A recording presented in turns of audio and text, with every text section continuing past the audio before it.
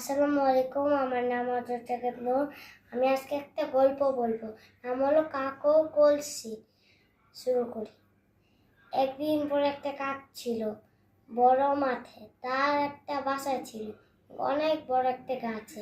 সে প্রতিদিন উড়ে উড়ে খাবার খুঁজতে থাকে। আজকে যখন গিয়েছিল তার পিপাসা লেগেছিল। পরে সে যখন এক জায়গায় যখন পানি খেতে দিয়েছিল সে পায়নি। পরে সে যখন তার চোখে একটা কলসি পড়লো, সে পরে ওইখান থেকে খুশি খুশি নেমে বসলো।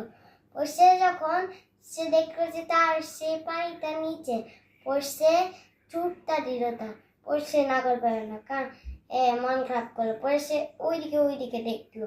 পরে সে দেখলো নিচে অনেক নুড়ি পাথর। পরে সে একটা একটা উঠাইলো, উঠায়ে এখানে ঢাললো।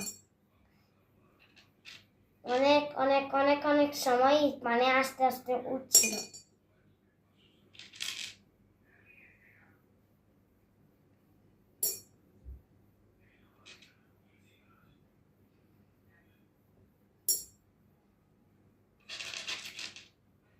আরো দুইটা নুড়ি পাথরটা তার ঠোঁটে রেখে নামিয়ে পরে সে আরেকটা নিল।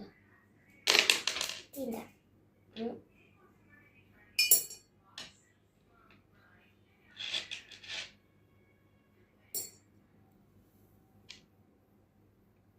পরে সে একটু করে উপরে উঠে গেল অনেক।